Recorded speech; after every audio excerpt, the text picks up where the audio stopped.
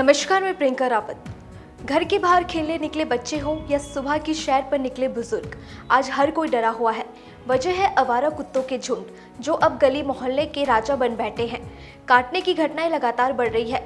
इसको लेकर लोगों का क्या कहना है, देखिए। हाँ, ये बात आपकी बिल्कुल सही है। लोग सुबह मॉर्निंग वॉक पे निकलते हैं, उन पर भी कुत्ता हमला करता है। कुछ लोगों के पालतू कुत्ते भी ऐसे हैं जो गेट खोल देते हैं, बाहर कर देते हैं, उससे लोगों को दिक्कत होती है। ठीक है, आपने अपने शौक के पाला है तो उसका ध्यान रखिए।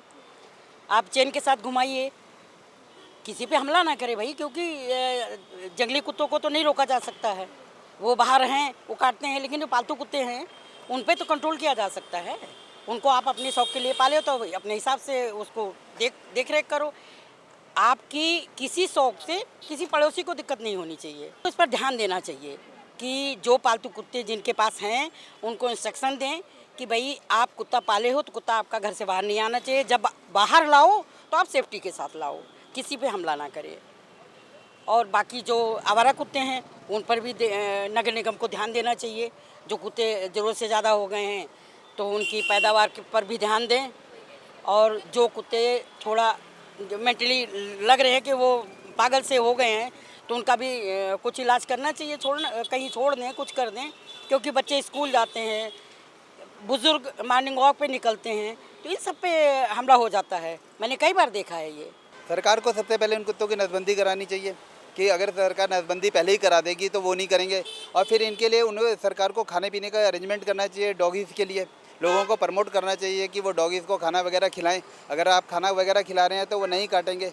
वो आपके पीछे इसलिए भागते हैं कि हो सकता है आपकी गाड़ी के नीचे उनके बच्चे वगैरह आके जब मर जाते हैं तो आपकी गाड़ी के पीछे भागते हैं। कभी भी उनमें देखा, मैं खुद ही एक डॉग लवर हूँ तो पर मैंने आज तक नहीं देखा। पर आप जो हैवानियत करेंगे उनके साथ तो आप दूसरे उनसे कैसे उम्मीद करेंगे कि आप वो करेंगे। प्रशासन को पहली बात तो ये कि आवारा कुत्तों ने बहुत ज़्यादा आतंक मचा रखा है। यहाँ पे आने जाने वाले लोगों पे बहुत ज़्यादा अटैक कर रहे हैं। इवन बाइक और गाड़ी वाले बहुत परेशान हो रखे हैं इनसे। ये चलती गाड़ियों पे इनकी वजह से एक्सीडेंट भी ज़्यादा हो रहे हैं। अभी 2 दिन पहले यहाँ पे एक एक्सीडेंट भी हुआ था। तो प्रशासन को लेके इनको थोड़ा सख्ताई रखनी चाहिए। ये इनको पकड़ने के बाद भी इनको पता नहीं कहाँ छोड़ के आ रहा है, तो ये वापस आ जाए इसमें। तो मतलब प्रशासन को थोड़ा इन पे ध्यान देना चाहिए। इनको पकड़ने के बाद इनका प्रॉपर इलाज करवाना चाहिए। इनको पेट शेल्टर भेजना चाहिए जहाँ पे इनकी देखरेख हो सके। तो सुना आपने, स्थानीय लोगों का कहना है कि कॉलोनियों में कुत्तों का आतंक बढ़ता जा रहा है। कई लोगों के काटे जाने की घटनाएं सामने आई है। उनका कहना है कि पालतू कुत्तों को चेन से बांधकर घुमाया जाना चाहिए और आवारा कुत्तों पर नगर निगम को ध्यान देना चाहिए। कुछ कुत्ते मानसिक रूप से अस्वस्थ लगते हैं, जिनका इलाज या उचित प्रबंधन जरूरी है, क्योंकि बच्चों के स्कूल जाने और बुजुर्ग की मॉर्निंग वॉक के दौरान ऐसे कुत्ते हमला कर सकते हैं। वहीं जब इसको लेकर उपनगर आयुक्त संतोष कुमार पांडे से बात की तो उन्होंने बताया कि नगर निगम आवारा कुत्तों को पकड़कर उनका बाध्यकरण और टीकाकरण कराता है, जिसके बाद उन्हें प्राकृतिक आवास यानी उसी जगह छोड़ दिया जाता है। उन्होंने कहा कि ये प्रक्रिया नियमों और गाइडलाइन के तहत होती है। रजिस्ट्रेशन को लेकर उन्होंने बताया कि नगर निगम में पालतू कुत्तों का पंजीकरण जरूरी है। इसके लिए पहले पशु चिकित्सा अधिकारी से टीकाकरण कराना होता है, प्रमाण पत्र लाना होता है, फिर नगर निगम में 200 शुल्क देकर रजिस्ट्रेशन किया जाता है। ये प्रक्रिया ऑनलाइन और ऑफलाइन दोनों तरीके से संभव है। रजिस्ट्रेशन कुत्तों को एक टोकन दिया जाता है जो गले में पहनाया जाता है ताकि उनकी पहचान हो सके। उन्होंने बताया कि अवेयरनेस प्रोग्राम भी कई बार चलाए गए हैं और रजिस्ट्रेशन न कराने वालों पर चालान भी किया गया है। आवारा कुत्तों पर नगर निगम उनको वहाँ से उठाता है जहाँ उनका रह रहे हैं वो, और यहाँ ला करके उनका बंध्याकरण करता है, उनका वैक्सीनेशन करवाता है। उसके बाद उनको जाके वहीं छोड़ देता है जहाँ से वो हैं, क्योंकि वो उनका नेचुरल हैबिटेट माना जाता है। वहाँ से हम हटा नहीं सकते उनको, ऐसी गाइडलाइंस और नियम है। नहीं, लाइसेंस अगर किसी के पास पालतू कुत्ता है तो लाइसेंस क्या है, वो रजिस्ट्रेशन है। बेसिकली रजिस्ट्रेशन नगर निगम में होना आवश्यक होता है। उसके लिए नगर निगम के अपने बायलॉज हैं जिसमें 200 रुपये की फ़ीस लगती है। और इसके पूर्व जो पशु चिकित्सा अधिकारी हैं वहाँ जाके उसका प्रॉपर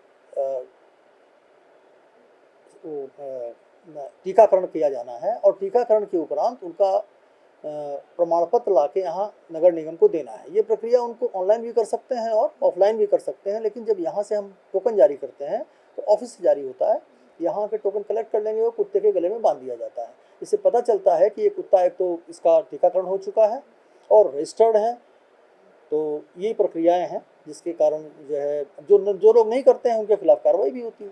अवेयरनेस प्रोग्राम तो कई बार चलाए जा चुके हैं, पेपर्स में दिया जा रहा है, हमारे जो गली गली में गांव क्षेत्र में हमारे कर्मचारी जा रहे हैं वो भी इस पे देख रहे हैं, और जिन्होंने नहीं कराया है उनका चालान भी किया जा रहा है। तो लोग तो जान ही रहे हैं। और काफ़ी अभी अवेयरनेस प्रोग्राम का मतलब ये है कि जो हमारा लास्ट 3 महीने में हुआ होगा उससे ज़्यादा, करीब 421 पिछले महीने था, अगर मैं लगभग पिछले महीने तक यानी जून तक, और 4 जुलाई के बाद अभी 24 जुलाई तक 500 से ज़्यादा हो चुका है। रजिस्ट्रेशन तो हो रहा है रजिस्ट्रेशन। फिलहाल नगर निगम की टीम कुछ इलाकों में काम जरूर कर रही है, नसबंदी और पकड़ने की कार्रवाई भी चल रही है, लेकिन जिस रफ्तार से मामले बढ़ रहे हैं उस हिसाब से ये कदम नाकाफी लगता है। लोग डरे हुए हैं और सवाल पूछ रहे हैं कि क्या उनका सुरक्षित रहना सिर्फ किस्मत पर टिका रहेगा। अब वक्त है कि प्रयासों की रफ्तार बढ़े और हर कॉलोनी में लोग खुद को सुरक्षित महसूस कर सके, क्योंकि ये सिर्फ एक शहर ही नहीं, अब हर गली की कहानी बनती जा रही है।